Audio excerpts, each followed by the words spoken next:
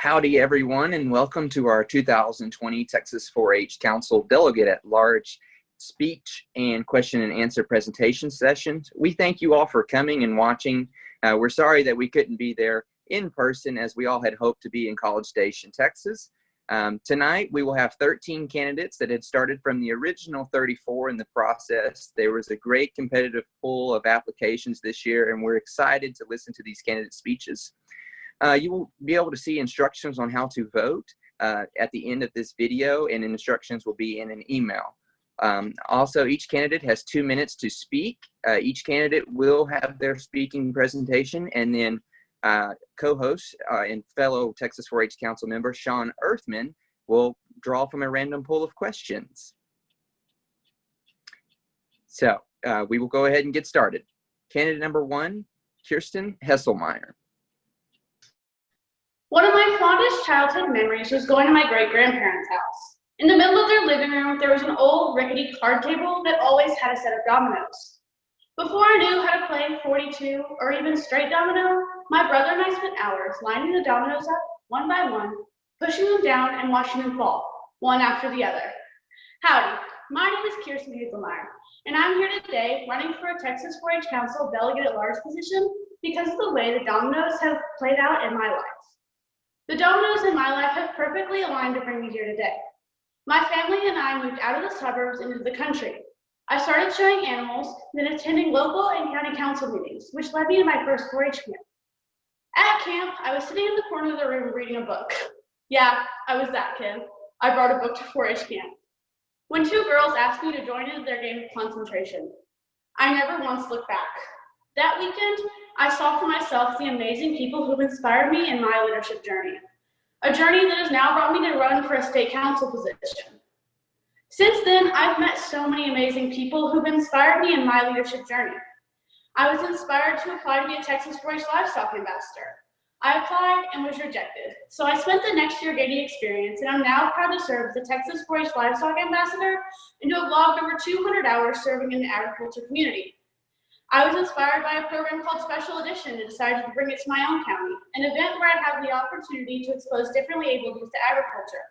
This year, we brought almost 70 kids to this event, with plans to grow it to reach 300 in the fall. I could not be more happy with the way my dominoes have fallen. I am forever in debt to the Texas 4-H program for the amazing opportunities it has provided me. It would be an honor to serve as the Texas 4-H Council Delegate at Large in the coming year and help the next group of aspiring leaders line up their dominoes. Thank you. That was candidate number 1, Kirsten Heselmeyer. Now, candidate number 2, Kierney Wallis. Hi, my name is Kierney Wallis, and I've been in 4-H for 4 years. One of the questions I get asked very often is, how do you maintain a social life when you're homeschooled? Well, my answer is 4-H. I had been homeschooled for 2 years when I found 4-H. It has given me a great opportunity to meet plenty of friends and make some lifelong friends.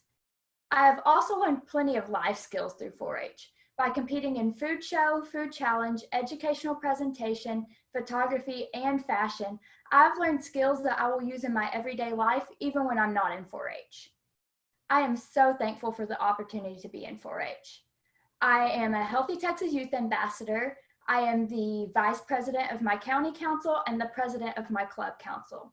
The reason I want to be elected for a at-large position is because I want to be able to learn new leadership skills from my peers around me, and I want to make a difference in Texas 4-H. Robin Sharma once said, "Leadership is not about a title or designation. It's about impact, influence, and inspiration." I want to be able to inspire all 4-Hers and leave an impact in Texas 4-H. Thank you. Thank you. That was candidate number 2, Kierney Wallis. We will now introduce candidate number 3, Mr. Trevor Martinez. If you could change one thing in the world, what would it be? A lot of people say, well, peace, hunger, freedom, and such. All those are great responses, but how do we achieve such changes? If we want to see a change in the world, we must start with ourselves. We need to be the change we wish to see, as Gandhi said. And Audrey Hepburn once stated, we're born with 2 hands. One, to build ourselves up, and the other, to build others. Hello, my name is Trevor Martinez, and I'm candidate number 3. My goal is to spark that change in our members by helping them realize their own potential as well as getting them more involved. But the question is how? I had the opportunity to address this while I was president of my county and club last year. I laid the foundations out for the first ever 4-H Olympics that would allow our members to mix and mingle as well as work together. Bringing that to a statewide level, I think would boost interactions as well as teamwork, and this will lead our members to fulfill even bigger tasks. And though we're the leaders of today, who will be the ones tomorrow? Having had the privilege of being a 4-H ambassador allowed me to encourage participants to get more involved in 4-H, because I personally believe 4-H is for everyone. We just need to show them that whatever they love to do, we have something right up their alley. And yes, trying something new for the first time might seem intimidating, but we can help them through that. In my club, we have Clover kids that are just beginning their 4-H journey. Working with them to build their confidence helps them get to try new things. I personally think that first meeting, that first competition, that first community service is vital to their 4-H journey. And that's something I want to bring the warm, small town club feeling to the statewide level. I believe a leader measures his success by what he himself helps others to achieve. I'm Trevor Martinez, candidate number 3, and I'm hoping you will make the choice to let me serve you. Thank you. That was candidate number 3, Trevor Martinez. Now I will introduce candidate number 4, Miss Julia Guzman. Hey guys, my name is Julia Guzman. I'm from Medina County, and I know that I haven't met most of you, or any of you, but something that we probably all have in common is the game Truth or Dare. And if you haven't played, you're about to play. So, first truth. Is it true that I call my parents boomers because they're very old school, even though they're not that old? Yes, that's true. In fact, it took a whole world pandemic just to convince them to let me have Snapchat and Instagram. So I've been in the social media world for about 2 months now. Second truth. Is it true that I hold a high school basketball record? Yes, that's true. And the record is having the most missed layups in a single season. Maybe even a single game. I was probably like 0 for 20. It's pretty crazy. And I know that Coach Stoley's probably thinking, you know, Julia, you're probably more of a defensive player. I can agree with her on that one. Third and last truth. Is it true that I have a little brother named Johnny? Y'all might have little siblings. And he thinks that he's going to be the next MLB superstar.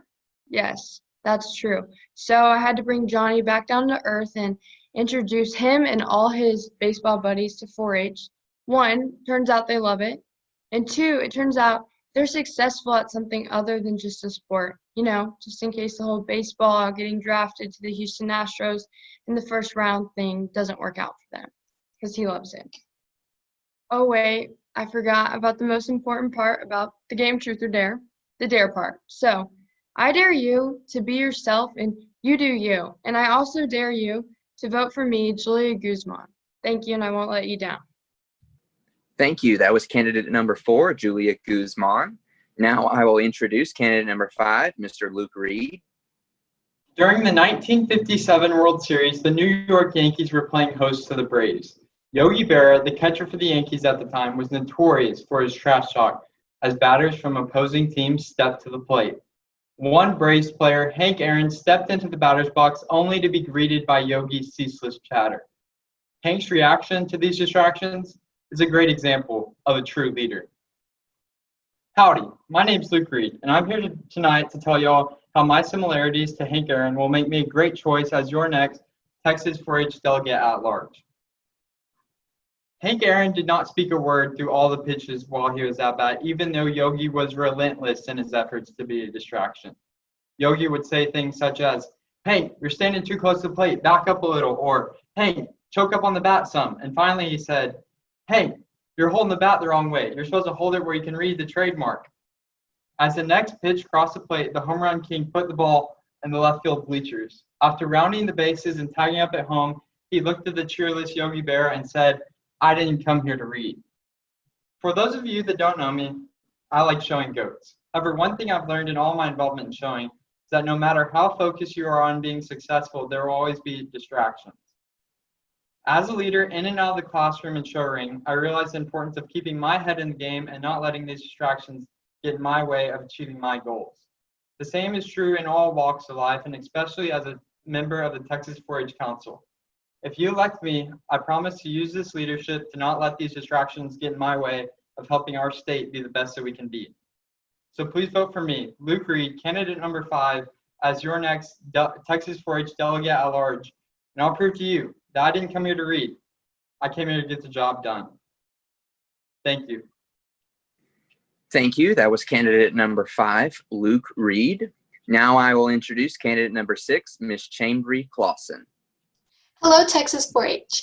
My name is Chambre Clawson, and I'm from District 2. I've been a member of 4-H for 8 years, and during my time, I've learned so much. I do not have enough time to tell you all that I've learned, so today I'm going to share with you one important fact I've learned from each year I've been in 4-H. Third year, my first year as a 4-H member. So many dreams, so much excitement. What I learned, not all 4-H projects are for me. Fourth grade, a new home, a new school, a new 4-H program. What I learned, District 2 is really fun, and new people aren't so scary. Fifth grade, remember what you learned in third grade. Sixth grade, it isn't hard to start a new 4-H project in your county. All you need are a few leaders who are willing to help, and now archery is one of the largest 4-H projects in Swisher County. Seventh grade, teamwork really does make the dream work. Eighth grade, winning isn't everything. It's about making memories and learning as you go. Ninth grade, being a senior 4-H member is super fun, and there are so many friends you can make through 4-H. And finally, 10th grade. I have a bigger impact on the lives of others than I realize. I am now that senior 4-H member that kids look up to. Now, each of these lessons have shaped me into the person I am today. A person who is willing to step out of her comfort zone, even if things don't end well. A person who wants to reach out and meet new people. A person who wants to become more than herself and serve the state of Texas. This next year will be a challenge within itself, from starting dual credit college classes to changing the way I live and interact with people. But I know with the help of my 4-H family, I can get through these tough times. 4-H has never let me down, and I don't plan on letting Texas 4-H down. This year we were faced with a pandemic, a major problem that has changed so much of our lives. But vote for me, Chambre Clawson, and I can be a part of the solution. Because if I've learned anything in my 8 years, there are nothing I can't do. Thank you, candidate number 6, Chambre Clawson. Thank you. That was candidate number 6, Chambre Clawson. Now I will introduce candidate number 7, Mr. Matthew Self. Howdy, you guys. Even though we're going through a pandemic right now, I'm going to take you to one of the 7 wonders of the world. Howdy, you guys. My name's Matthew Self, candidate 7, and today I will be taking you to Australia, specifically to the Great Barrier Reef. Now, I'm sure you're wondering, why are we going on this adventure? Because we're very similar to the Great Barrier Reef in multiple ways. One way, the coral represents the leaders of 4-H. Whether it be a parent or your county extension agent, they're a leader that are strong and protect us. And we are the fish that swim around that Great Barrier Reef being protected by the coral and living there. We are many different species. We each do something different, whether it be showing animals or cooking or fashion. That's why there's so many different species of fish, because each of us represent a different species of fish by what we do. Now, I'm sure you're wondering why one of the wonders of the world? Because 4-H is a wonder of the world, because we all come together as one in the end. Even though we are so diverse that we do different things, whether it be showing, cooking, fashion, photography, we all come together as one and make us one of the wonders of the world. That is why I took you on this great trip to the Great Barrier Reef, to learn that 4-H is a wonder of the world. Even though some might not see it, that's what we have to do as council members and as 4-H members, is to lead and show why we are one of the 4 or 7 wonders of the world. So y'all keep on making the best better and keep on showing people why 4-H is one of the 7 wonders of the world. Thank you. My name is Matthew Self, candidate 7. And y'all, a vote for Matthew Self is a vote for yourself. So thank you, guys. Thank you. That was candidate number 7, Matthew Self. Now I will introduce candidate number 8, Miss Lexy Ide. 3, 2, 1, go. The siren had made the noise. Me and 20 other kids all running towards those calves. Rope in my hand, number on my back. I was determined to be the next calf scramble recipient. Left and right, kids are falling, getting drugged across that line. I was still empty-handed, but I knew I had to be the next catch. I look into the distance and I see that last and final calf. I make my way around, tiptoeing, and then I make the final move. I grab her by that tail, being drugged left to right across the floor. She finally stopped, and that was my chance. I jumped on her back and rode her for almost 8 seconds. I fell on the ground, clipped her with that halter, and I drug her to victory. Howdy, Texas 4-H. My name is Lexy Ide, and yes, that was the true story of the Heart of Texas Calf Scramble recipient. Now, this story is a lot like my 4-H career. I have been involved for 4-H for over 10 years now, and that hard work and dedication I had put towards that calf, I want to put towards this organization. Texas 4-H, I want to represent you like I represented Texas at National Conference, National 4-H Congress, and Texas Congress. Texas 4-H, I want you to make your vote for Lexy Ide Candidate number 8 for the 2020 Texas 4-H Council. Thank you. Thank you. That was candidate number 8, Lexy Ide. Now I will introduce candidate number 9, Ms. Kaitlynn Hughes. What does it mean to be a leader? L. Listen. Letting other 4-Hers' voices be heard within the council and across the state is vital. Without this communication, a leader cannot help guide others towards reaching their goals or finding their passions. E. Energy. By maintaining a positive outlook, 4-Hers can make reaching for the stars possible. Activities and projects are so much more enjoyable with a heart full of fire for 4-H. A. Attitude. Keeping a glass half full mindset and kicking out your stinking thinking makes the struggles in mountains in life seem easier and more attainable. 4-Hers with the right attitude never give up and keep going no matter the circumstances. D. Devotion. It can be hard to juggle school, sports, and other organizations, but it is important to put 4-H first sometimes. Without devotion to our organization, 4-H will fade into the distance. Staying true to the 4-leaf clover, remembering your responsibilities, and following through with your commitments is what makes the best better. E. Enough. Instead of saying the problem can't be fixed or we've always done it this way, think outside the clover. Enough of we can't or it's not possible. Looking at issues from different perspectives and remaining creative is what makes crazy, abstract ideas reality. A dream doesn't become real through magic. It takes sweat, hard work, and determination. R. Remember. Somewhere in this show barn, 4-H meeting, fashion show, or sim contest, there's a 4-Her that wants to be just like you. You owe it to them to be the best that you can be. Others are always watching and looking up to you, and maybe your accomplishments are giving dreams to younger 4-Hers. Always remember who you represent, even if you're not wearing a Kelly green shirt. I, Kaitlynn Hughes, want to be your leader. Thank you. Thank you. That was candidate number 9, Kaitlynn Hughes. Now I will introduce candidate number 10, Mr. Brent LeBlanc. You want to have a good reason to vote for a candidate. Let me tell you what you can expect from me, Brent LeBlanc, as your delegate at large. Voting for me is voting for your voice in 4-H. And as your delegate, I will work to build communication between the different levels of leadership in 4-H, from club, county, district, to state officers. As a district officer, I witnessed firsthand the need for county-district communication. The possibility is there, the need is certainly there, but communication up and down the chain doesn't exist yet statewide. A vote for Brent LeBlanc is a vote to change that. Right now, in this time of uncertainty caused by the quarantine, and with the possibility of a second quarantine this fall, it's never been more critical to have communication between the levels of youth leadership within 4-H. Let's keep 4-H alive and successful. We need a way to get information between club officers, our boots on the ground, and state delegates, a chain of command for ideas that goes both ways. When I was president of my club, I would put a little suggestion box out every one of our monthly meetings so that individual members could voice their ideas. And I was amazed by what I saw. That's what I want to do for Texas 4-H. I want to hear your ideas. Let's tap into the greatest resource 4-H has, its members. Ultimately, improving communication is just one of the ways that I'd like to pursue improvement in 4-H. Let's go ahead and do that together by voting for me. Remember, June 5th, vote Brent LeBlanc, delegate number 10, your voice in Texas 4-H. Thank you. Thank you. That was candidate number 10, Brent LeBlanc. Now I will introduce candidate number 11, Miss Cameryn Jones. What is the best part about 4-H? It's a question we've all been asked in some form.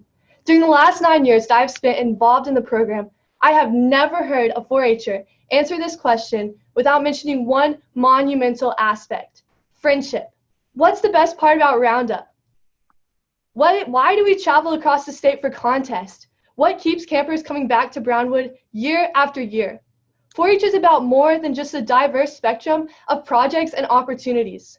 4-H is about the people. I believe in this organization because it unites like-minded individuals into impactful teams. It teaches youth the value of authentic connections. Our world needs more real friendships. Society has normalized stereotypes and shallow relationships. People have forgot how to speak and listen to others authentically. Our connections only extend the depth of a follow request. I believe that 4-H contradicts the standards of society. It teaches us how to establish genuine bonds and how to share our real stories, stories that aren't polished to fit a stereotype. Texas 4-H is successful because as a whole, it listens to the stories of all members. Every connection you form and relationship we build gives us a voice. Texas 4-H is not for the council. It's not for the advisors or county extension agents. Texas 4-H is for the members, every member. Whether you participate in one project or 12, you have a place in this organization. My desire to serve on Texas 4-H Council comes from my desire to connect. Texas 4-H Council members are responsible for listening to members, for building relationships, and to invite individuals into the program. I am passionate about building relationships with people on all levels of this organization. I want to know your story. I want to hear you. My name is Cameryn Jones, candidate number 11, and I would love your vote. Thank you. Thank you. That was candidate number 11, Cameryn Jones. I will now introduce candidate number 12, Miss Elizabeth Payton. Howdy, y'all. I'm Elizabeth Payton. I grew up in a small rural county, have been active in 4-H for over 6 years, and have helped out on my family's cattle ranch as long as I can remember. Sometimes when a problem arises, you have to get creative to find a solution. With 4-H, this could mean holding a banquet in the park because we couldn't rent a facility. Likewise, working on the ranch has shown me life's unpredictability. Weather doesn't always cooperate, cows will swap flies, and you sometimes, and things tend to break right when you need them. Murphy was an optimist, right? These experiences form my past, making me who I am. I've learned to not let situations overwhelm me by thinking outside the box to find a solution, like using a mesquite limb as a fence post. I've also learned a lot about leadership through positions in 4-H, school, and church, including serving as president of my 4-H club last year. I believe a good leader does what is best for the group, whether that places them in front or behind. Overall, growing up in a rural area has allowed me to be very involved and help develop my leadership, sportsmanship, teamwork, and overall character. This is who I am. This is my present. I embrace my past because it makes me who I am. My present is empowering as I grow and help others grow. I envision my future and all it can hold. If I am given the honor of serving on your Texas 4-H Council, I will strive to be the best leader and teammate I can be. I will work to share 4-H with those who may not have heard all it has to offer. I have experienced both successes and difficulties in 4-H, but I've also seen 4-Hers work together to persevere. Because of these experiences, I envision a bright future for Texas 4-H. If you do too, vote Elizabeth Payton, a leader who will serve, for your Texas 4-H Council at-large delegate. Thank you and God bless. Thank you. That was candidate number 12, Elizabeth Payton. I will now introduce candidate number 13, Miss Rachel Wynans. Close your eyes. See if you can picture it. A hardwood floor, clear, pristine mirrors, endless pirouettes, stretching, and practicing lifts. Countless hours spent breaking in point shoes, all with the dream of having a professional dancing job through the Houston Ballet Company. Hi, my name is Rachel Wynans.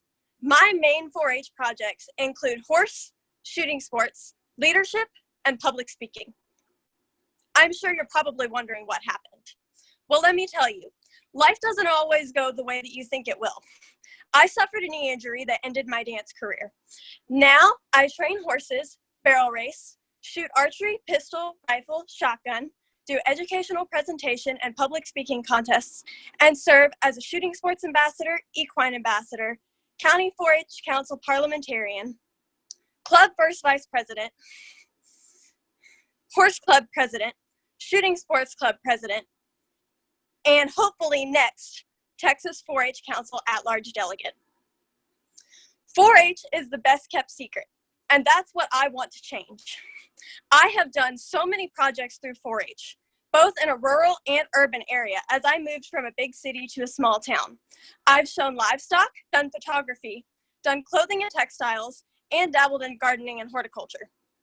If you vote for me, you're voting for someone with a diverse resume, leadership and communication skills built over the last 8 years, and someone who cares a lot about the 4-H program and wants to share it with the rest of the state. Thank you. I'm very hardworking and driven, and I hope that you will vote Rachel Wynans, candidate number 13, as one of your next at-large delegates. Thank you. That was candidate number 13, Rachel Wynans. That is all of our candidate speeches for now. And now I will hand it over to Ms. Shawn Earthman, fellow Texas 4-H Council member. She will host the question and answer session. Okay, so thank you to all of our candidates for those awesome speeches. We really enjoyed getting to hear you guys. So we're going to move on to the impromptu Q&A session. I have questions in this bowl, and I will randomly select a question for each of the candidates. So we will begin with candidate number 1, Kirsten Heselmeyer.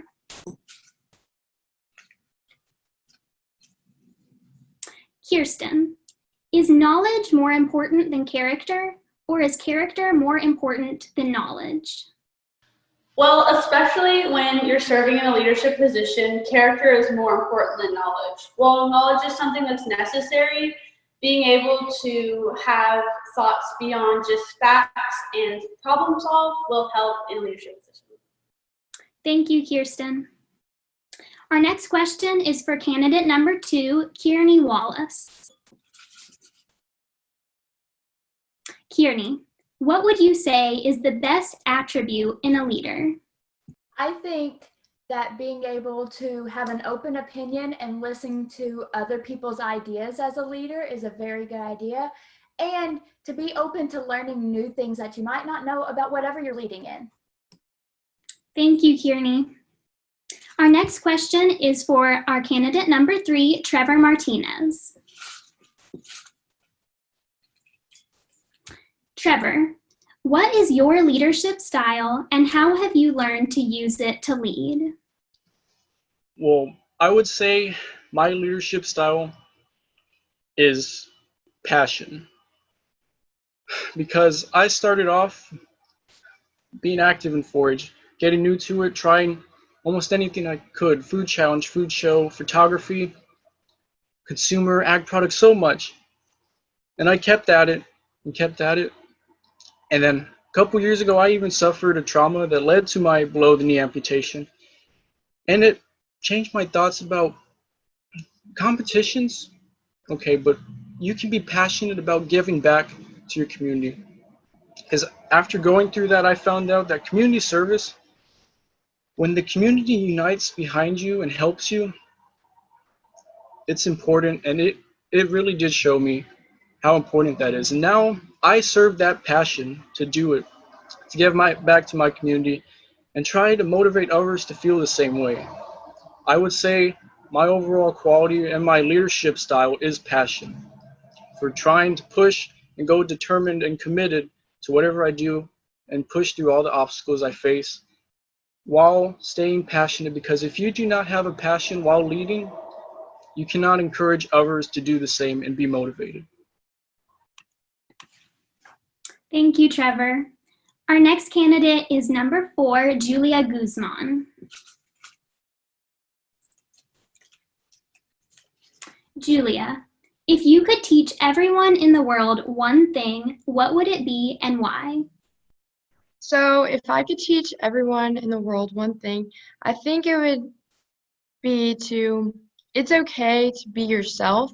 And in this world of so many different people, you want to be different and you want to be able to listen to other people's ideas. And the main thing I would want to teach is learn people's strengths and learn your own strengths. Thank you. Thank you, Julia. Our next question is for candidate number 5, Luke Reed. Luke, how have you displayed a hard work ethic even when faced with difficulty? Well, as we all face the pandemic known as COVID-19, we were all sheltered in our houses and homes. And as a part of Texas 4-H, I had the opportunity to go on the Texas 4-H Facebook page and lead a virtual experience where I played bingo with all of Texas 4-H to advocate for agriculture and just to help them and motivate them that we can get through this together. So basically, you have to, how you handle adversity is what makes you as a person and as a character. Thank you, Luke. Our next question is for candidate number 6, Chambre Clawson.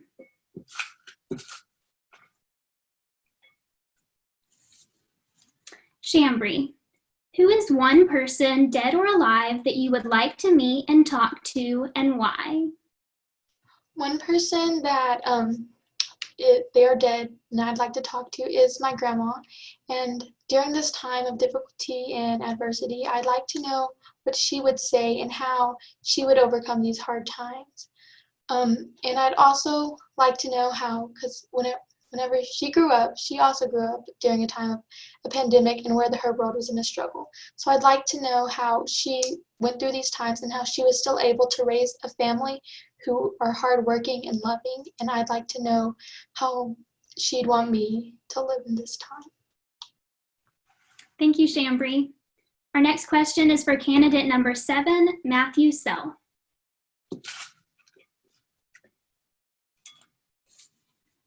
Matthew, how do you see 4-H moving forward after this pandemic? So I see 4-H moving forward strongest as it ever has been. I know even though that we're going through a pandemic, as a livestock ambassador, we've been able to do outreach things on virtual outlets. So I believe that even though we are going through a pandemic right now, once we are out of it, 4-H will be stronger than ever and be more gung-ho towards getting people involved and getting more members in and having more competition so people will be able to compete and do what they got to miss this year. So I believe that we'll move forward stronger than we ever have been and be ready to make a difference after this pandemic. Thank you. Thank you, Matthew. The next question is for candidate number 8, Lexy Ide. Lexy, should real wealth be measured in monetary value? I believe that real wealth isn't a certain penny or isn't a certain dollar bill or how much money you have in your account. I believe that wealth honestly comes from within as character as a person. If you have millions of dollars, those people sometimes seem to not be as down to earth, but as a person who has little to no money at all can be the most outgoing and most careful and most blissful people in the world. So I actually think that no matter how much money you have in the world, that the money does not cover leadership. Thank you, Lexy. The next question will be for candidate number 9, Kaitlynn Hughes.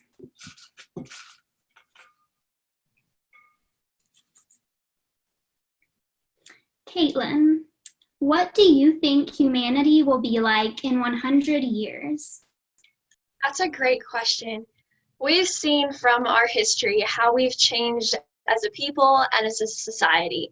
Back in the 1800s, they probably didn't think we could have a cell phone or wouldn't even know what a cell phone was.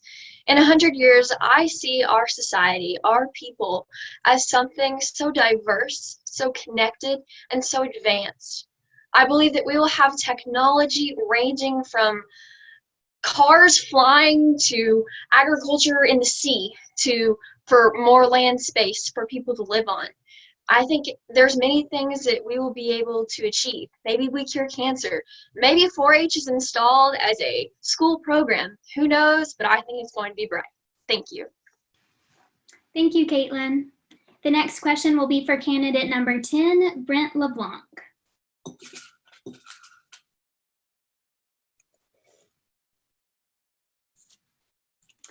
Brent, how will you encourage unity and teamwork among the group of council members?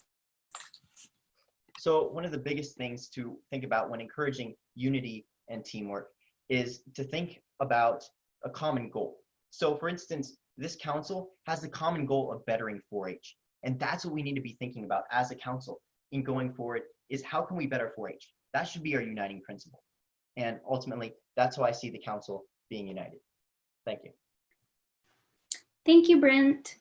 The next question will be for candidate number 11, Cameryn Jones.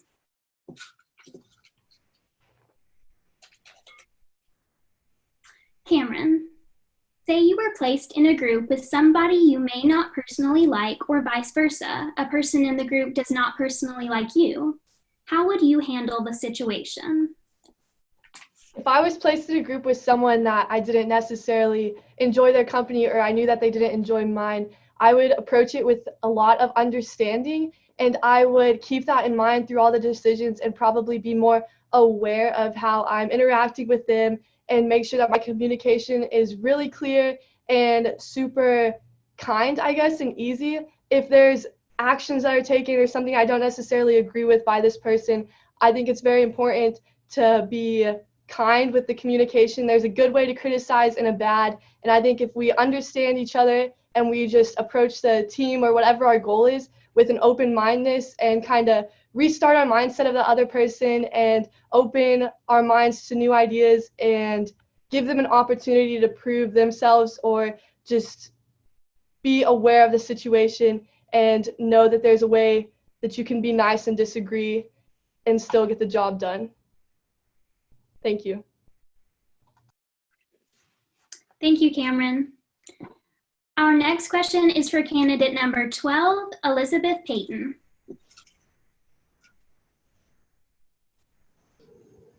Elizabeth, what does leadership mean to you?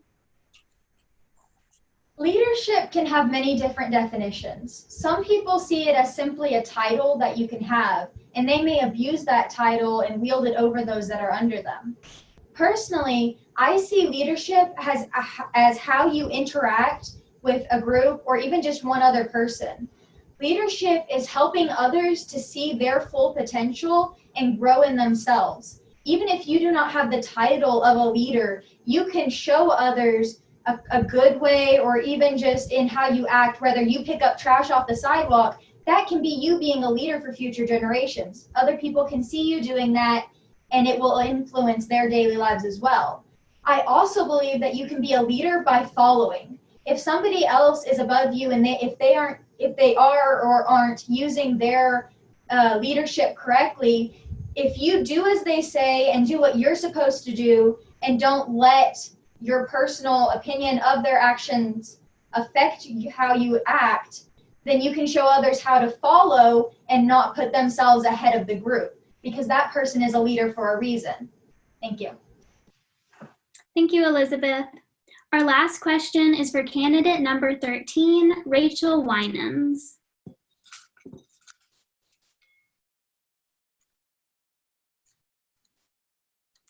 Rachel, during your term on council, you will most likely be faced with multiple types of conflict. How well do you handle conflict?